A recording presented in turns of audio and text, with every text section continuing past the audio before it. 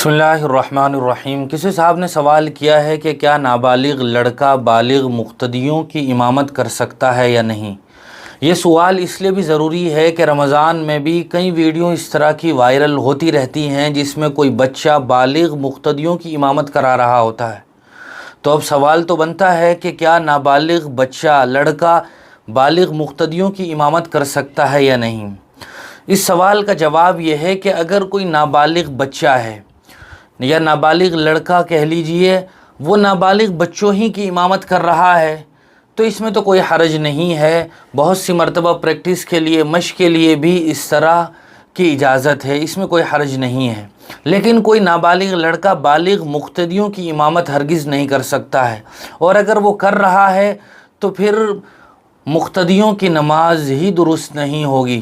بلکہ اس کی امامت ہی درست نہیں ہوگی تو پیچھے والوں کی نماز بھی درست نہیں ہوگی۔ اب بالغ آدمی کس عمر میں ہوتا ہے، یہاں یہ سوال بھی اور اس کا جواب بھی جاننا ضروری ہے۔ کم از کم 12 سال عمر کا اگر کوئی لڑکا ہو جائے، اور 12 سال کی عمر کے بعد 15 سال سے پہلے اس میں سائنسی لحاظ سے کوئی علامت اور نشانی پائی جائے تو وہ لڑکا بالغ سمجھا جائے گا۔ اب سائنسی لحاظ سے نشانی اور علامت پائے جانے کا مطلب یہ ہے کہ کوئی لڑکا 12 سال کی عمر کا ہو چکا ہے، اس کے بعد 15 سال سے پہلے اسے جاگتے ہوئے انزال ہو جائے، یعنی نہانے کی، غسل کی حاجت پیش آ جائے، یا یہ کہ آدمی کو سوتے ہوئے احتلام ہو جائے جس کو نائٹ فال کہا جاتا ہے، غسل اس پر واجب ہو جائے، تو سائنسی لحاظ سے 12 سال کے بعد اگر کسی لڑکے کو اس طرح کی صورتحال پیش آ جاتی ہے تو وہ لڑکا بالغ سمجھا جائے گا، لہذا وہ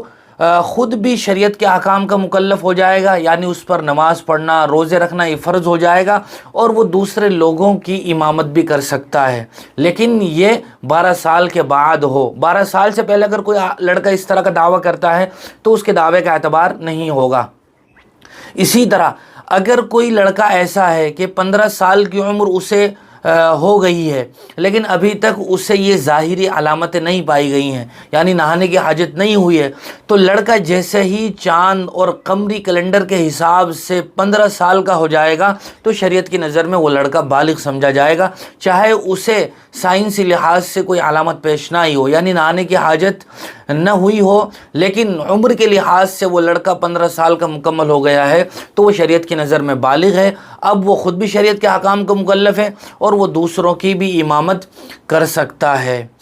دوسری بات یہ بھی جاننا ضروری ہے کہ 12 سال کے بعد بہت سی مرتبہ لڑکے کو نہانے کی حاجت 13 سال میں ہو جاتی ہے، بہت سی مرتبہ 14 سال میں بھی ہو جاتی ہے، کسی کو 15 سال میں بھی نہیں ہوتی ہے۔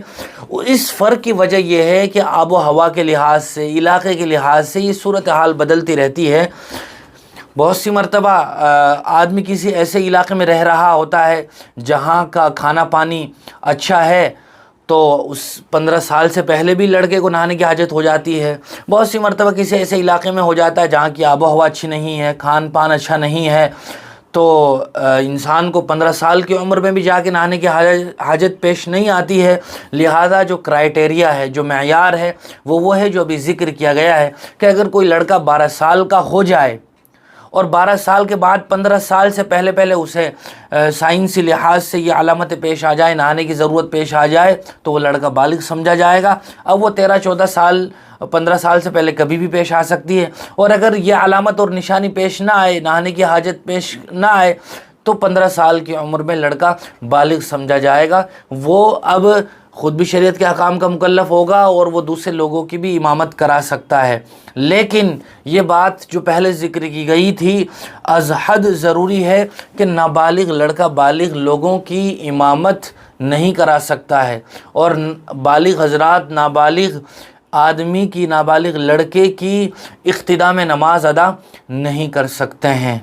اور یہ بات بھی یاد رہے کہ امامت کا تعلق صرف فرض نماز سے نہیں ہے، بلکہ نفل جیسے تراویح وغیرہ نماز سے بھی امامت کا تعلق ہے، یعنی جس طرح نابالغ لڑکا فرض نماز میں امامت نہیں کر سکتا ہے، اسی طرح تراویح کی امامت بھی نہیں کرا سکتا ہے۔